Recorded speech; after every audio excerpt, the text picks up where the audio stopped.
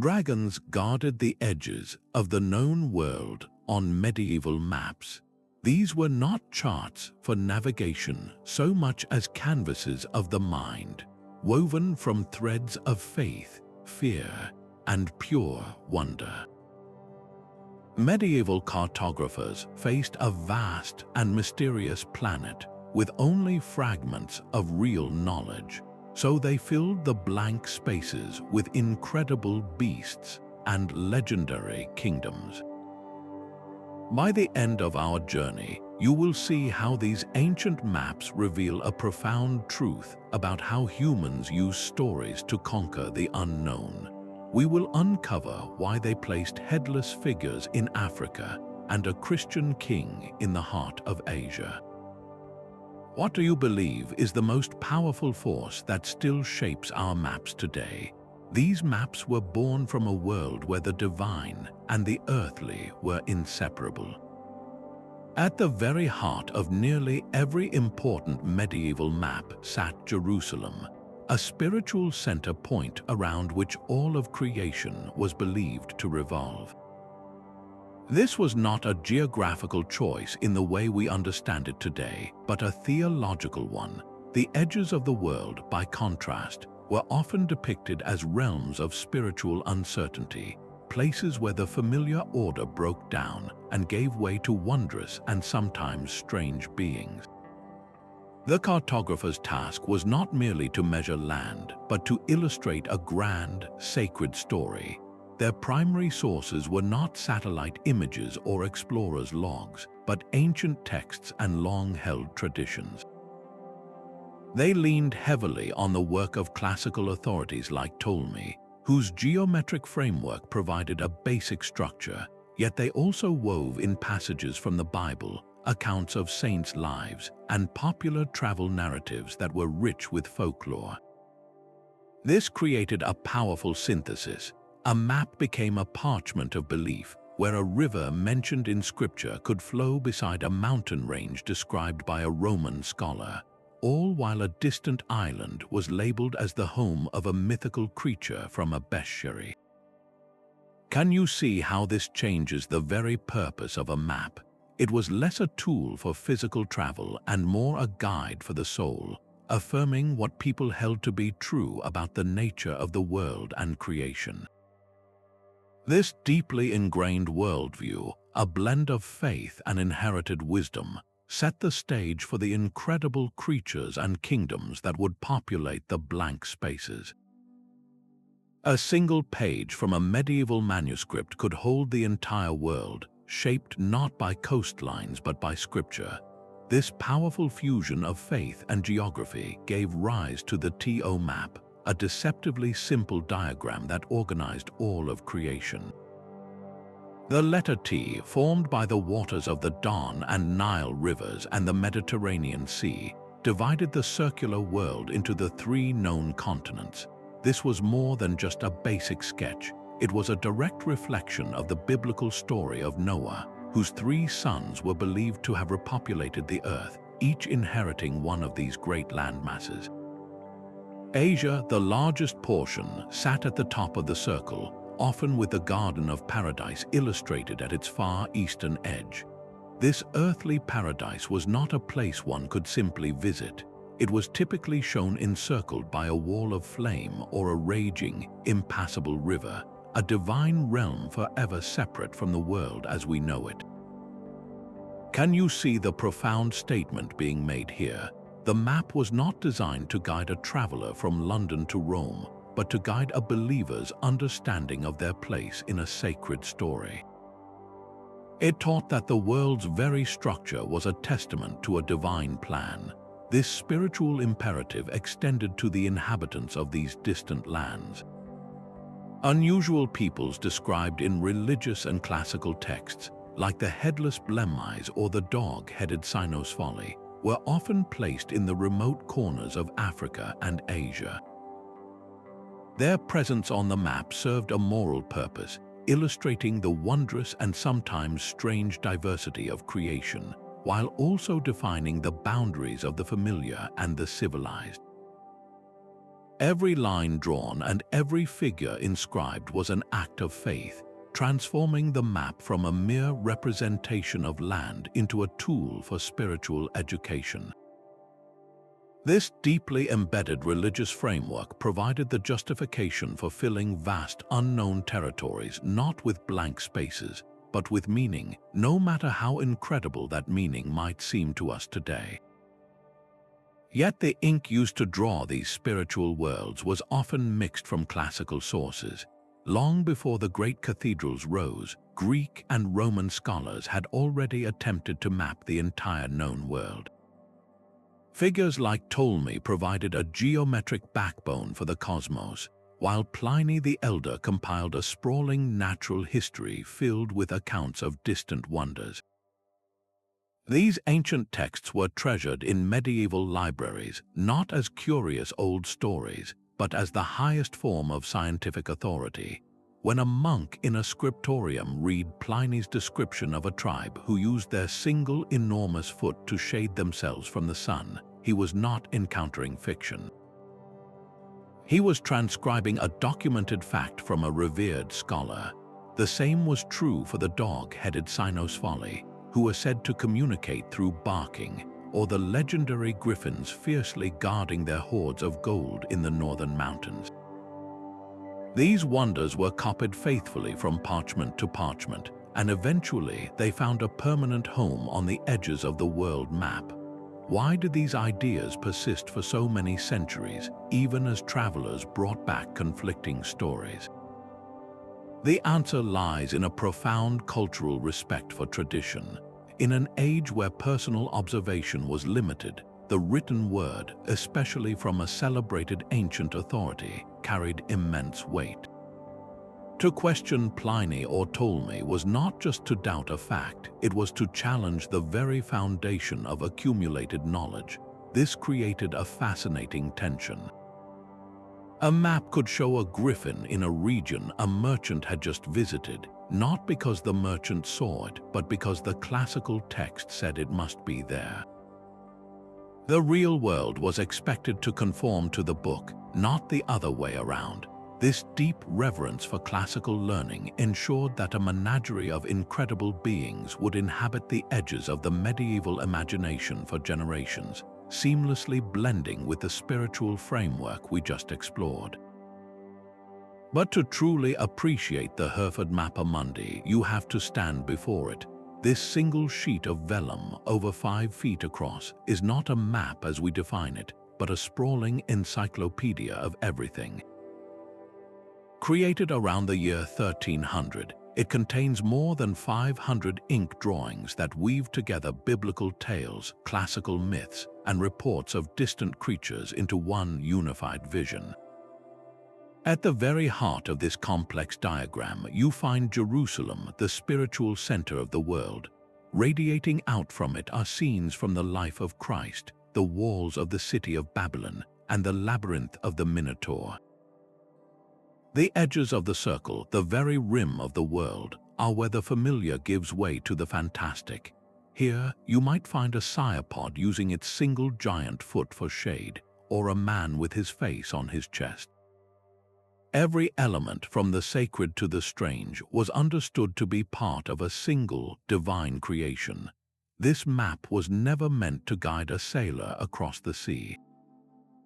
Its purpose was to guide a person through the story of their faith and the history of their world, all in a single, contemplative gaze. It represents a monumental effort to capture the entirety of existence on one piece of parchment. Creating such a masterpiece required more than just ink and vellum. It demanded a sophisticated and patient craft. Creating such a masterpiece required more than just faith. It demanded immense technical skill with surprisingly simple tools. A cartographer's entire toolkit might consist of a compass for drawing perfect circles, a straight edge for lines, and a set of fine brushes for ink and precious pigments. They worked on carefully prepared animal skin or vellum, which provided a smooth, durable surface. Yet their goal was not to achieve geographical precision as we understand it. Instead, they relied on geometric principles and symbolic representation to construct a world that made spiritual and intellectual sense. This fundamental difference in purpose is what gave us two distinct types of maps existing side by side. The Portolan chart was a practical sailor's map, all business, with crisscrossing lines called room lines that helped navigators plot courses between coastal ports. Then there was the Mappa Mundi, the kind of world map we have been exploring, which served an entirely different function. It was a visual encyclopedia, a spiritual summary, and a declaration of belief all in one. Color on these maps was never arbitrary. It was a language in itself. Vivid blues represented life-giving waters, lush greens symbolized fertile land, and brilliant gold or red leaf was reserved for holy cities and significant sites, making them gleam with divine importance on the page. This symbolic use of color helped anyone viewing the map immediately understand what was spiritually significant, not just what was physically large. And because accurate information was so scarce, cartographers had to make choices that seem strange to us now. Regions farther from the familiar heart of Europe were often drawn much smaller or were filled with elaborate, imaginative details. This was not necessarily seen as a flaw. Filling a blank space with a wondrous creature or a legendary king was a way of saying this area has meaning, even if we do not know its exact coastline. It was an act of artistic and intellectual completion. This careful, deliberate method of creation, blending limited tools with a rich symbolic language, is precisely what allowed the incredible beings of the medieval imagination to find such a vivid and enduring home on the map. The headless Blemmyae, calmly depicted on these maps with their faces set upon their chests, were not the stuff of pure fantasy. They were considered a real, if distant, people, their existence documented by the same classical authorities trusted for knowledge of herbs and stars. These remarkable races, including the giant-eared Panotti who could wrap themselves in their own ears and the barking Cynosphali with the heads of dogs, were systematically placed in the far reaches of Asia and Africa. Their presence served a profound dual purpose. On one hand, they illustrated the incredible diversity of creation, a world filled with wonders beyond the familiar. Yet on the other, they defined the very edges of the civilized self. By placing these figures at the margins, the mapmaker drew a powerful, invisible line. Here at the center is order, faith, and what we recognize as human. There, at the edges, lies the inverse, a realm of physical and moral otherness. This was a subtle but constant reminder of the challenges that awaited those who strayed too far from the known world. The maps told viewers that civilization was a fragile island in a sea of strangeness. Why would educated scholars accept such ideas? Because these beings were not invented by the cartographer, they were cited. They came from the pages of Pliny's Natural History or the accounts of legendary travelers like Sir John Manville, texts that carried the weight of ancient truth. To omit them would have been seen as an error, a failure to represent the world as described by the greatest minds of antiquity. These imagined inhabitants were, in their own way, a form of data, filling the blank spaces with a moral and intellectual certainty that was far more valuable than an empty expanse. This practice of populating the unknown with human-like forms of wonder and caution paved the way for an even richer Bestiary to enter the cartographic stage. Yet alongside these strange human forms roamed an even more spectacular menagerie. The blank oceans and distant mountain ranges of the medieval map were alive with creatures of pure legend. A dragon might coil protectively around a hoard of gems in a cave, its fiery presence a clear signal to any who would approach. In the swirling, uncharted waters, serpentine sea creatures rose from the deep, their existence hinting at the very real challenges that could meet a ship far from shore. These were not random decorations. Each beast carried a specific meaning, borrowed directly from the popular books of the era known as Bestiaries. These volumes described the natural world, but with a twist. Every animal, whether a real lion or a mythical unicorn, was assigned a moral or religious lesson. The lion, for instance, was said to sleep with its eyes open, making it a symbol of eternal vigilance, much like a holy figure. The phoenix, which rose from its own ashes, was a powerful allegory for renewal. So when a cartographer placed a basilisk, a being whose gaze could bring a swift conclusion, in a desolate valley, they were doing more than just filling space. They were embedding a cautionary tale directly into the landscape, speaking of both a worldly and a spiritual challenge. Can you see how this transformed a journey? To look at such a map was to see a world brimming with allegory, where every creature, real or imagined, had a role in a larger moral story. This rich symbolic language did not just populate the land, it gave the very geography a voice, whispering of marvels and mysteries that awaited beyond the horizon. Far to the south, beyond the last known ports, the mapmakers drew a line of imagination. They labeled these vast, empty regions Terra Incognita, unknown land. This was not an admission of failure, but an intellectual concept made visible.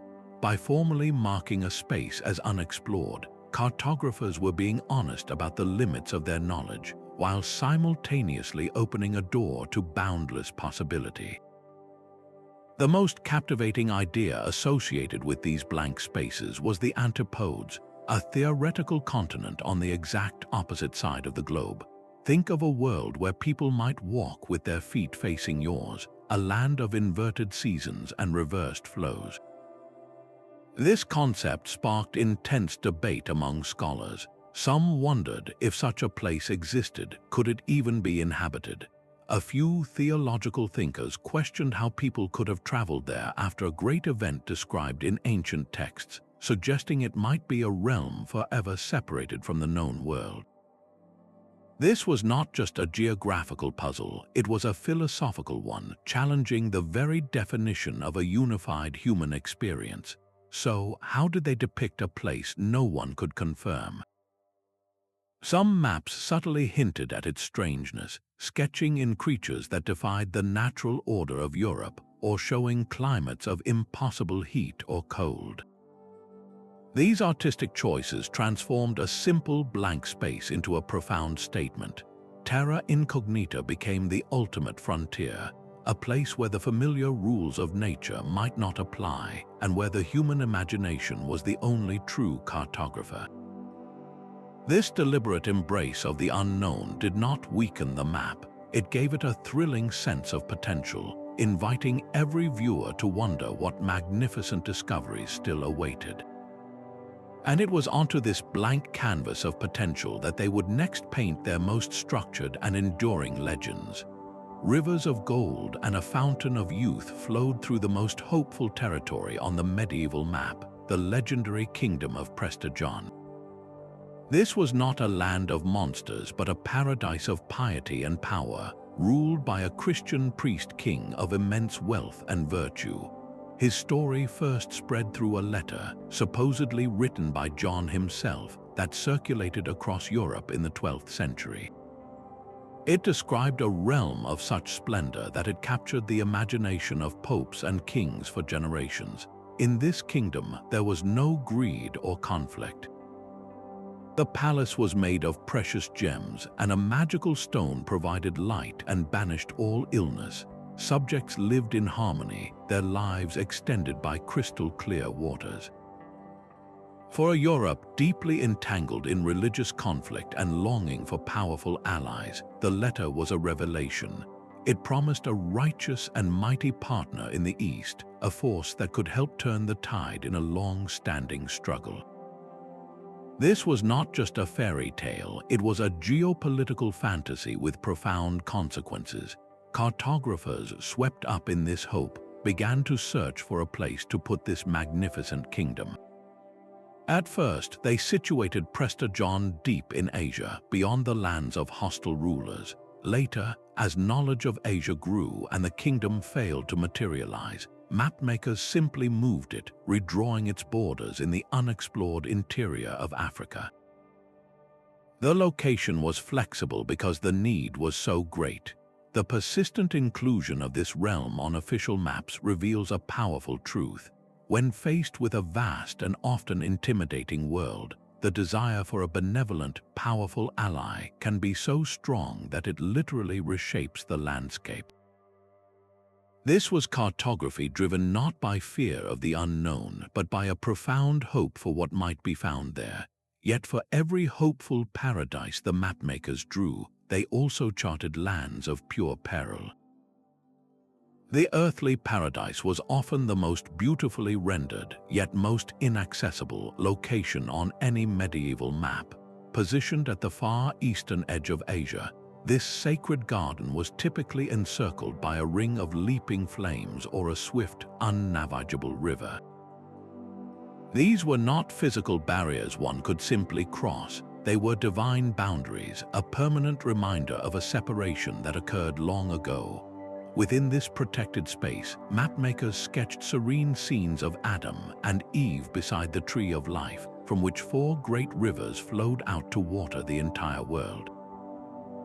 This was a direct translation of scripture into geography, an attempt to locate a foundational story within the physical landscape. The placement was deeply symbolic.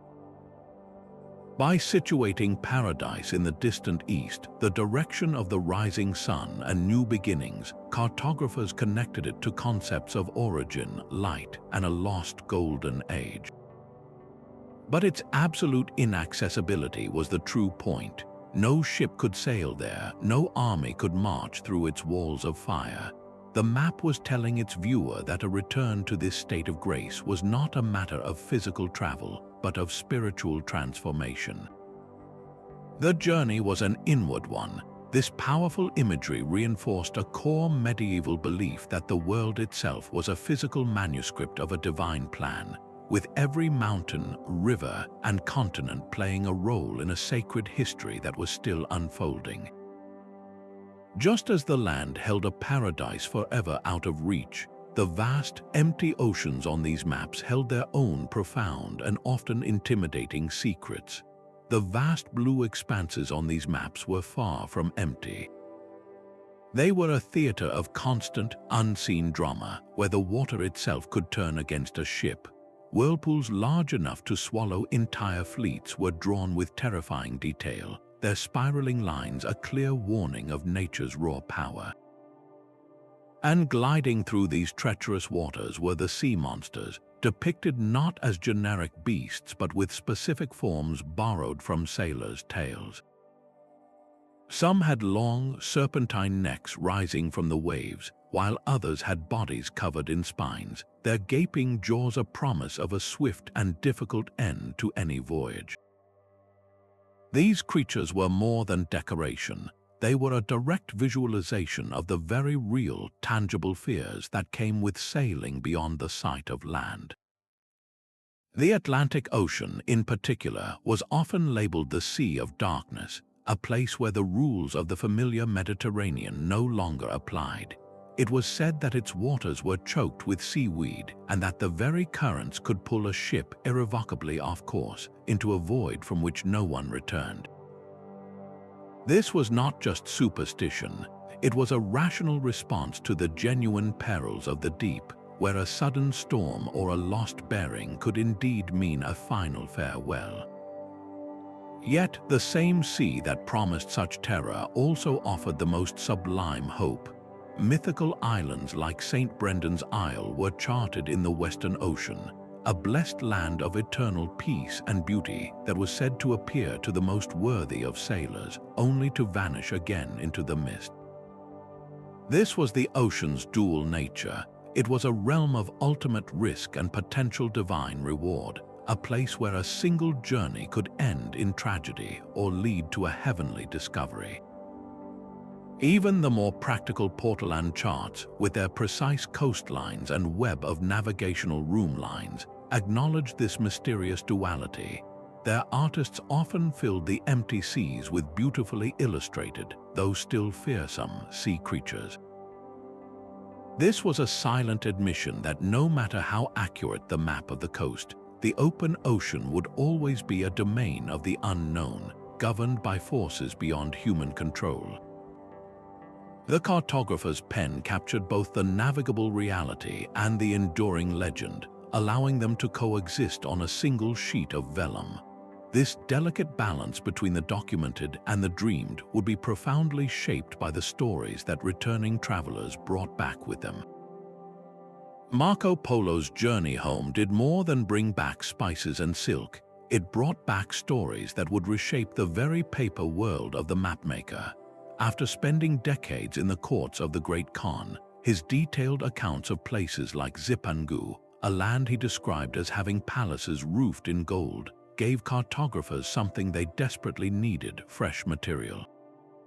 They could now draw the coast of Cathay with more confidence, and they eagerly populated these new regions with the wonders Polo described, from vast deserts to bustling, unfamiliar cities.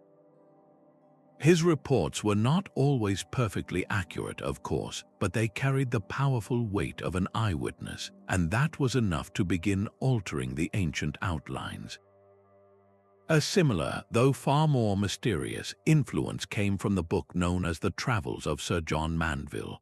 This text claimed to be the memoir of an English knight, describing a pilgrimage filled with even more incredible sights, from valleys filled with precious gems to islands inhabited by giants.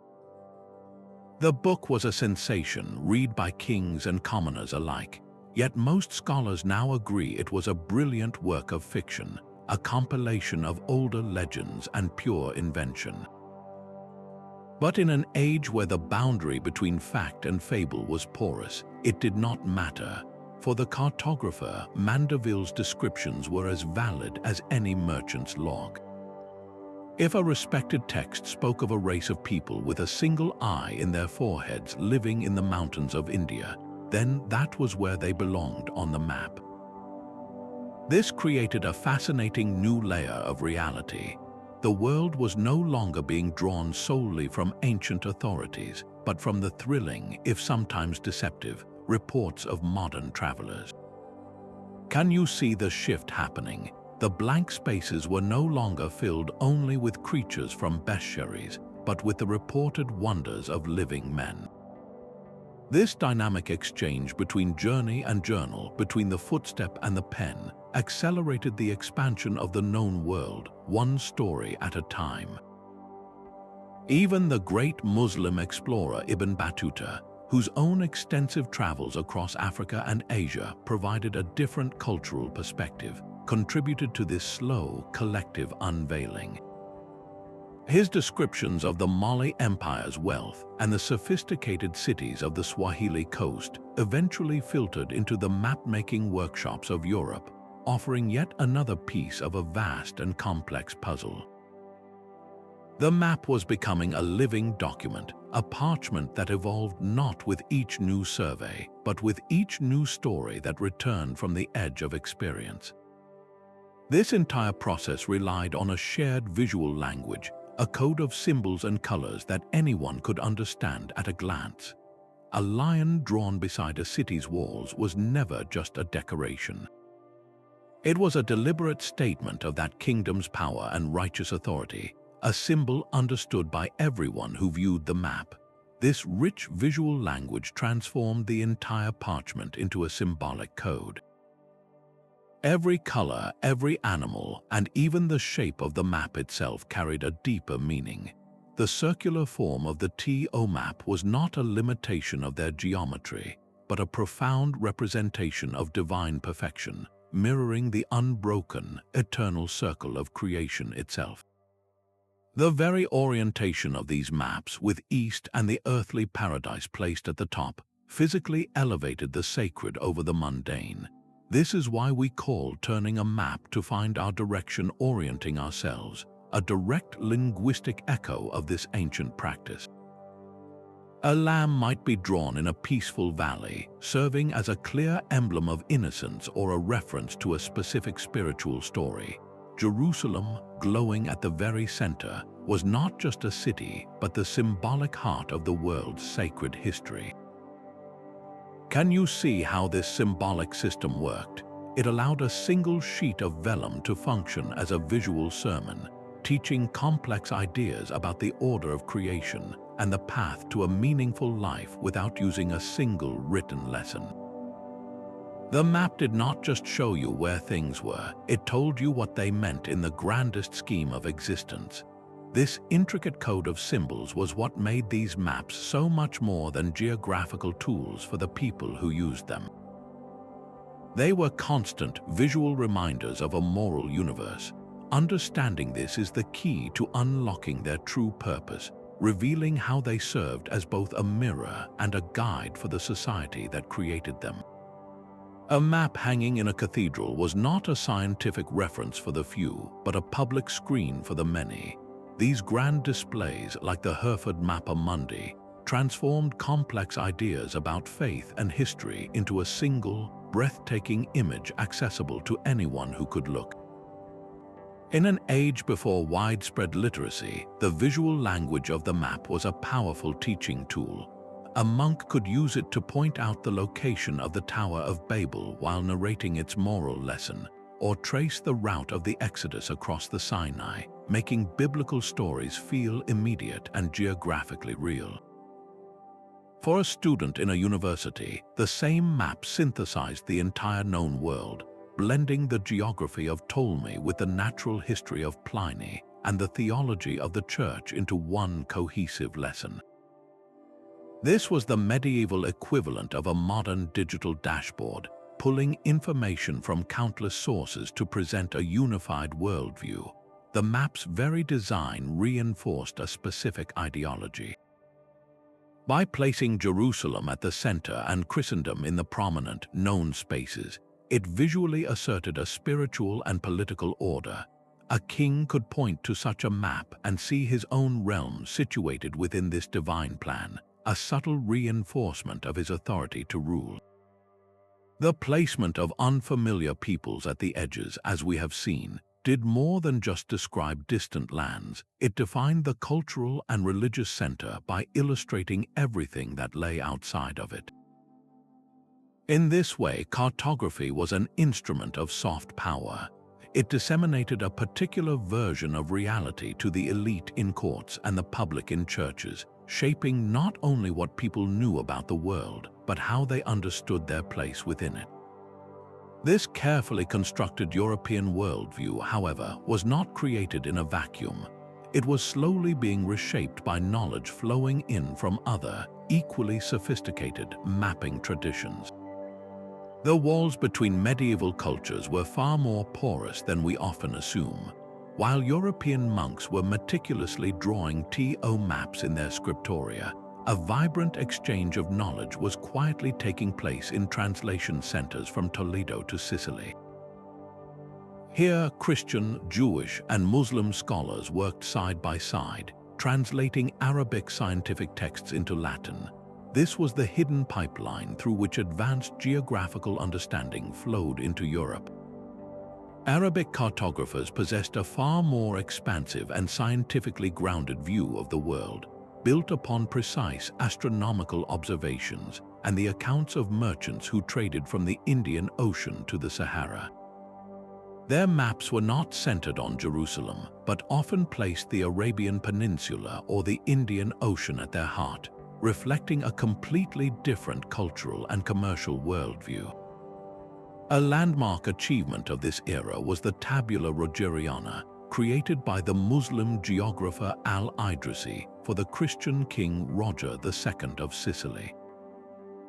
This magnificent work, which took 15 years to complete, synthesized classical Greek knowledge with the latest information from Arab travelers. It depicted the world as a sphere and divided it into 70 detailed sectional maps describing climates, trade routes, and cities with an accuracy that European Mappa Mundi could not match. Yet when this sophisticated knowledge entered the European cartographic workshop, something fascinating happened. European mapmakers did not simply copy these new maps. They absorbed the raw data, the coastlines, and the city names, but then carefully filtered this information through their own deeply ingrained spiritual lens. The scientific climate zones described by Al-Idrisi might be retained, but they would be redrawn on a parchment that still placed Jerusalem at its center and the earthly paradise at its eastern edge. The accurate shape of Africa, known to Arab navigators, might be shortened or filled with the familiar figures of the Blemmyae and the Cynosphali to better fit European expectations. This was not an act of ignorance but of cultural translation. The goal was not to create a purely empirical image of the world, but to incorporate new facts into an existing sacred story. This blending of influences created a uniquely European hybrid, a map that was at once more scientifically informed and yet still profoundly symbolic. This intercultural dialogue reminds us that the medieval world was connected by threads of shared curiosity, even when those threads were woven into vastly different tapestries. And within these evolving world maps, the depiction of one specific continent began a dramatic transformation, fueled by both this new knowledge and a resurgence of ancient stories. The Nile River on a medieval map did not begin in the highlands of Ethiopia, but in a mysterious, dual-sourced lake at the edge of the world. From this great basin, the river was shown splitting into two mighty branches, one flowing north into the Mediterranean and the other west into the Atlantic. This was not a geographical error so much as a necessary completion of a story, for the Nile had to water the entire known world as one of the four rivers flowing from the earthly paradise. To explain its summer floods, which no European had witnessed, mapmakers drew upon classical tales of the Mountains of the Moon, a shimmering silver range whose melting snows fed the great river. This was the Africa of the medieval imagination, a continent defined not by its true shape, but by its symbolic function as a land of biblical mystery and classical wonder. Its vast interior was a canvas for European hopes and anxieties. Here, the golden kingdom of Mansa Musa could merge seamlessly with the legendary realm of Prester John, creating a vision of almost unimaginable wealth waiting for a righteous Christian ally. Yet this same space was also populated by the unusual peoples we discussed earlier, the headless Blemmyae and the dog-headed Cynosphali, who served as a moral and physical boundary. The Sahara Desert was not drawn as a sea of sand, but as a literal wall of fire or a range of impassable peaks, a definitive barrier separating the ordered world of the Mediterranean from a southern hemisphere of pure potential. Can you see the powerful contradiction at play here? Africa was simultaneously a land of spiritual promise and a realm of striking otherness, a duality that perfectly reflected Europe's desire for both its riches and its religious mission. This cartographic treatment reveals a worldview that saw the unknown not as empty, but as a space to be filled with meaning that served a specific cultural narrative. The same process of imaginative geography was unfolding on an even grander scale across the vast and varied continent of Asia.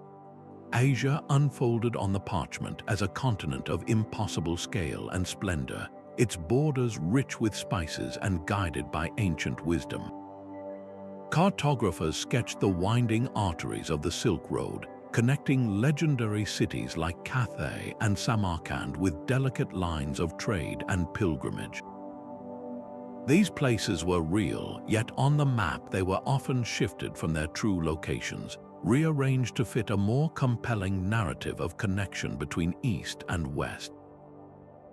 Along these routes, the mapmaker's pen placed one of the most potent symbols of all, the Gates of Alexander. This was no ordinary mountain pass. It was depicted as a great iron barrier or a narrow canyon sealed by a mighty wall, built by Alexander the Great to contain the legendary nations of Gog and Magog. Their presence on the map was a direct infusion of spiritual meaning into the landscape. It transformed a distant region of Central Asia into a setting for the final chapters of a sacred story, a place where powerful forces waited, held for now, but destined to emerge one day. Why would such a powerful legend be so prominently featured alongside trade routes? The answer lies in the deep duality of Europe's view of Asia. This was a land that produced the silks, spices, and gems that European courts desired, a place of almost fabled wealth. Yet it was also the source of the Mongol invasions, sudden and overwhelming incursions that stirred a deep unease about what other powers might lie in the east. The map became a document of this tension, illustrating both the routes to fabulous riches and the symbolic challenges that might wait just beyond the next mountain range.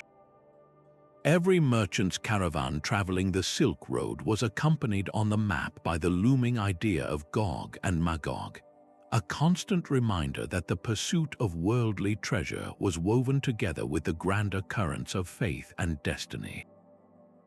This blending of commerce and cosmology reveals how deeply geography was fused with belief, and just as the land was mapped with these layers of meaning, so too was the sky above it, where the celestial met the terrestrial in a final, unifying layer of design. The same parchment that held the earthly paradise also gave a home to the stars. Medieval world maps were often crowned with a ring of celestial figures, the 12 signs of the zodiac positioned as if the heavens themselves were a sphere rotating just beyond the edge of the world. This was not a separate diagram, but a vital layer of the same reality. A traveler passing through a region governed by the sign of Leo might be warned of a hot and arid climate, while the constellation Pisces ruling over a sea could hint at the best seasons for a calm voyage. The belief was profound and practical that the rhythms of the earth, from the growth of crops to the temperament of kings, were intimately tied to the movements of the planets and stars. This cosmic connection made the map a far more powerful tool. It was not just a snapshot of land, but a dynamic guide to a universe in constant, meaningful motion. Along the borders of these maps, you would often find the faces of the wind heads, their puffed cheeks forever blowing gales across the parchment. These were not mere decorations. For a sailor studying a portolan chart, the direction a wind head faced provided crucial navigational intelligence, a visual cue for the prevailing winds that could either carry a ship to its destination or bring great difficulty. They personified the invisible forces that governed the fate of every journey, transforming abstract natural power into a character one could almost negotiate with. Why go to such lengths to unite the earth and the sky on a single sheet of vellum? Because the medieval mind saw no strict division between the two. The world below was a microcosm, a small but perfect reflection of the grand, ordered macrocosm above.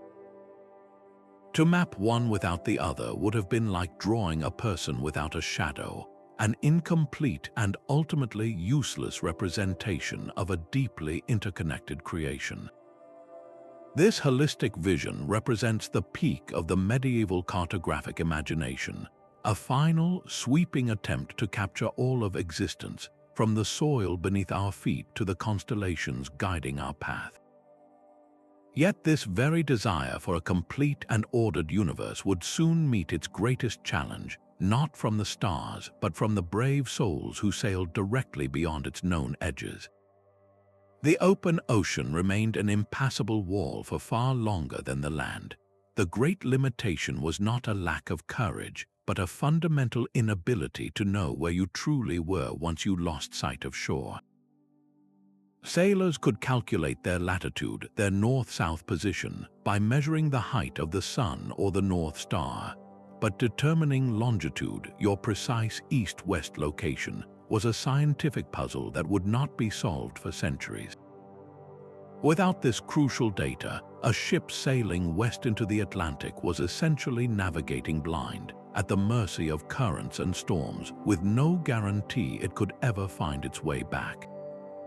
This is why the edges of so many maps warned of a sea of darkness, a place where the sea boiled and the very laws of nature broke down. These were not just fanciful stories, they were rational explanations for a very real and terrifying possibility, vanishing forever into the blue unknown. Cartographers working with these reports had no choice but to fill the vast, unnavigable oceans with the concerns of the sailors themselves.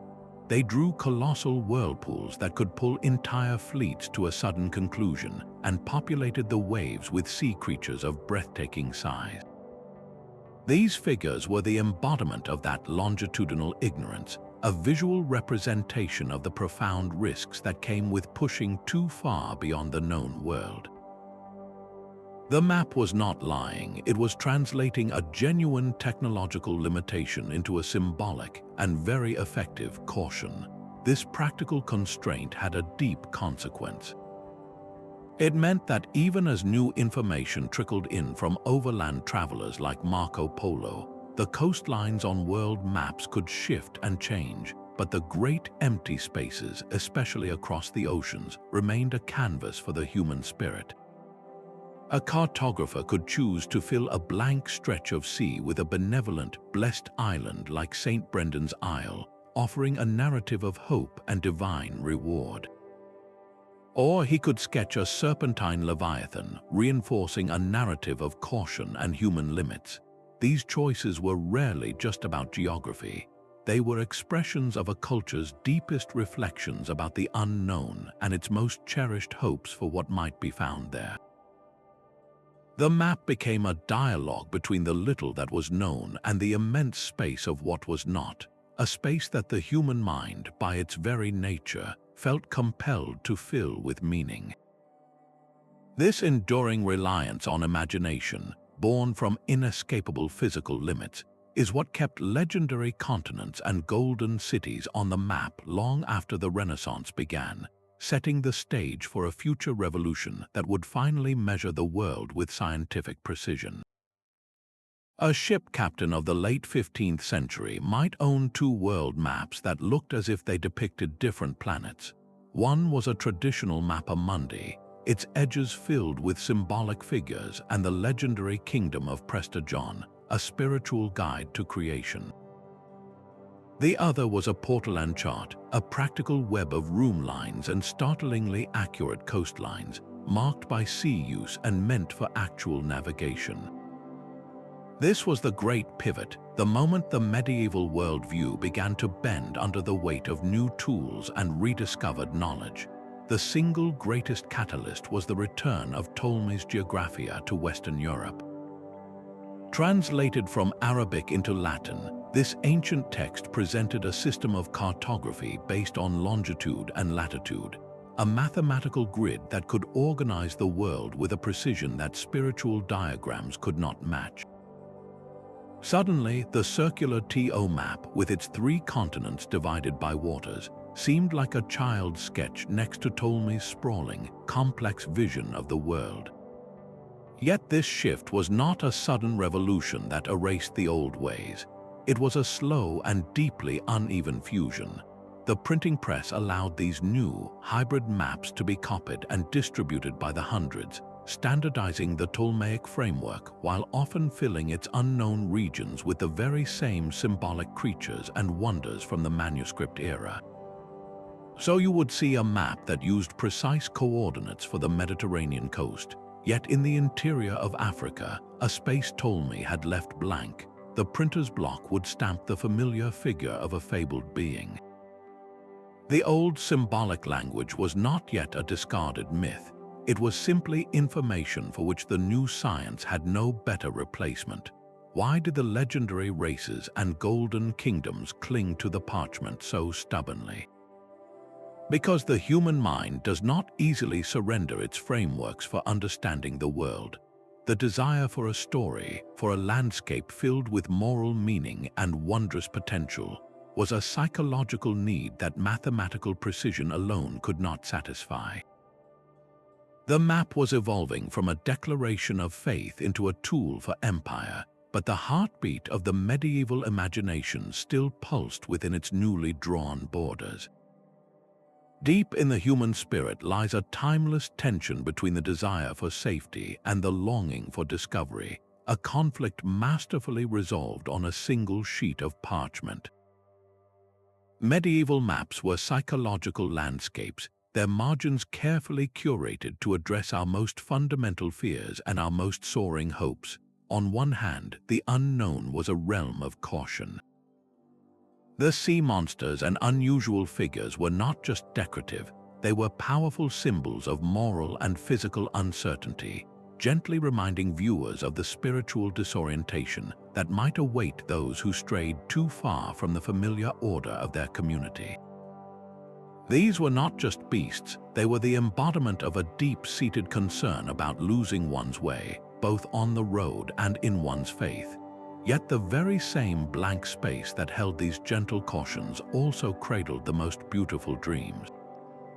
The fountain of youth promised not just extended life, but a renewal of vitality and innocence, a reversal of time's inevitable progress. The kingdom of Prester John offered a vision of a righteous and powerful ally, a hope for divine support in a world often marked by challenge. This was the cartographers' genius. They gave form to our collective worries to keep us grounded, and they gave shape to our most cherished dreams to give us a reason to venture out at all. By balancing the dragon and the paradise, the map became a tool for understanding the human condition itself. It acknowledged the mystery of the void while simultaneously offering a narrative of hope, assuring the viewer that even in the farthest reaches, there was potential for grace, wonder, and divine favor. This emotional resonance is why these maps were more than simple charts. They were companions for the soul, helping people navigate not just the physical world, but their own inner landscape of concern and aspiration. This profound artistic achievement, born from the depths of the human psyche, would leave a visual legacy that echoes through the centuries. A dragon curling around a continent's edge is more than a warning, it is a masterpiece. The artistic legacy of these maps lives on, not in atlases for navigation, but in the pages of our most beloved fantasy novels and on the screens of epic films. Look closely at the hand-drawn lands of Middle-earth or the intricate world of Westeros, and you will see the direct descendants of the medieval cartographers' craft. Modern fantasy mapmakers intentionally mimic the visual language of these ancient charts, using ornate compass roses, swirling sea serpents, and carefully scripted fonts to evoke a sense of timeless wonder and mystery. This is not a coincidence. It is a conscious homage to a tradition that understood a map's primary role could be to tell a story, to build a world that feels both immense and intimately knowable. The Catalan Atlas, with its breathtaking fusion of pragmatic Portolan chart and lavish golden illustrations of kings and caravans, demonstrated that realism and imagination could coexist on a single plane to create something far greater than the sum of its parts. This powerful blend influenced generations of artists who saw that a map could be a portal to the imagination. Today, we no longer consult these medieval creations for travel directions, but we flock to museum exhibitions to stand in awe before them. We are drawn not to their accuracy, but to their beauty and their audacious creativity. We peer at the tiny, inked details of a city wall or the delicate color used to shade a mountain range, appreciating them as profound works of art. Their value now lies as much in their aesthetic achievement as in their historical testimony. They remind us that the human urge to chart our surroundings is inextricably linked to the urge to decorate, to illustrate, and to dream. This timeless quality, this enduring power to captivate viewers centuries later, is their ultimate testament. They were never meant to be merely correct, they were meant to be compelling. And as we prepare to leave their inked shores and symbolic creatures behind, we are left with a pressing question. What can these beautiful, flawed, and deeply imaginative documents, created in a world so different from our own, possibly say to us today? The coastlines of your favorite fantasy video game were likely born in a medieval scriptorium. These ancient charts provide the fundamental blueprint for nearly every fictional world we explore today, from the hand-drawn lands of Middle-earth to the sprawling continents of Westeros. Modern creators intentionally borrow their visual language, using ornate compass roses to mark the cardinal directions and filling uncharted seas with stylized sea creatures to evoke a sense of timeless mystery. This is not a mere aesthetic choice. It is a profound acknowledgement that the most compelling maps are never just guides to terrain. They are invitations into a story. The medieval cartographer understood that every blank space is a narrative opportunity, a chance to embed a legend or a moral dilemma directly into the landscape. This tradition challenges our modern reliance on the sterile precision of GPS. While a satellite image can tell you the exact coordinates of a forest, it cannot tell you that the forest is enchanted or that a mythical guardian resides within its oldest grove.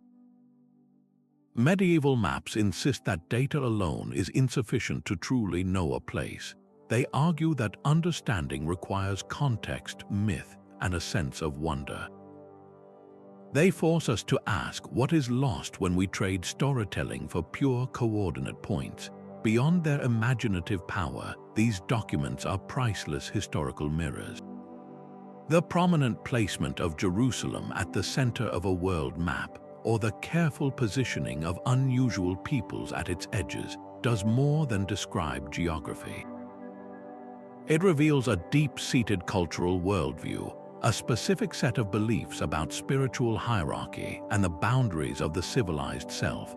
Every artistic choice, from the use of gold leaf for holy cities to the depiction of a king holding court in Africa, was a deliberate expression of the values and, yes, the biases of the society that produced it.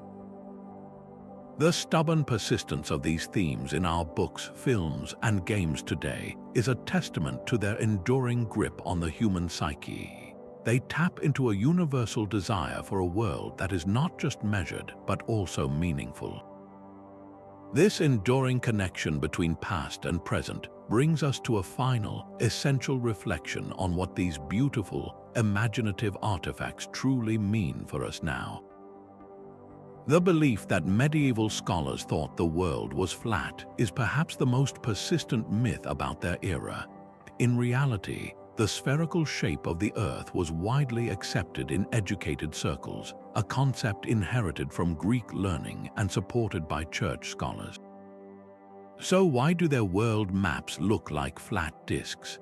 The circular form was a powerful symbolic choice, representing the unbroken perfection of God's creation, not a denial of planetary curvature. These maps were not intended as navigational tools to be held on a ship's deck. They were spiritual diagrams designed for contemplation in a library or a cathedral. Another common misunderstanding is that these documents were pure fantasy. They were actually sophisticated hybrids of fact and belief. The coastlines of the Mediterranean, for instance, were often rendered with surprising accuracy, thanks to the practical knowledge of sailors recorded on portolan charts. It was the vast, unexplored interiors of continents that became canvases for meaning. When a cartographer drew a dragon in the mountains of Asia, it was not because he rejected geography, but because he was working with the best information available, which was a blend of merchant reports, ancient texts, and theological frameworks. To dismiss these works as mere fiction is to miss their true purpose. They were encyclopedias of the known and the believed, layered together into a single, coherent worldview. Correcting these myths allows us to see medieval mapmakers not as misguided or naive, but as brilliant synthesists. They were weaving threads of observed reality, revered authority, and spiritual truth into a tapestry that made sense of their world. This clearer view invites a final, deeper appreciation for the maps they left behind. Our journey through these parchment worlds reveals a profound truth about the human spirit. Imagination was not a flaw in medieval mapmaking, it was its essential tool. Confronted by vast, unfamiliar emptiness, these cartographers chose not to leave it blank. They populated it with creatures of caution and kingdoms of hope, transforming the unknown into a landscape of meaning. Every legendary race at the edge of the world expressed a deep-seated curiosity about what or who might lie beyond the familiar.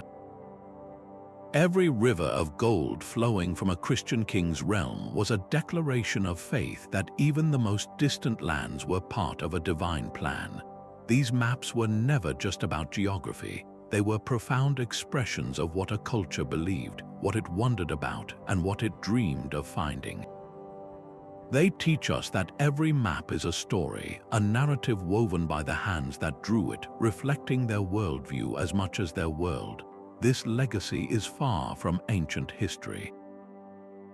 As we chart our own new frontiers today, from the deep mysteries of the ocean to the silent expanse of outer space, we face our own versions of the unknown. We send our probes and satellites into the void, and we too fill the blank spaces with our own hopes and questions, wondering what life or discoveries we might encounter. The medieval cartographer's beautiful blend of hard-won knowledge and boundless wonder remains an inspiring model. They remind us that to truly understand our place in the cosmos, we need both the precision of science and the poetry of the soul. Thank you for exploring these imaginative worlds with me. If you enjoyed this voyage through the maps of the mind, please subscribe for more journeys into history. I would love to hear which of these legendary creatures or places captured your imagination.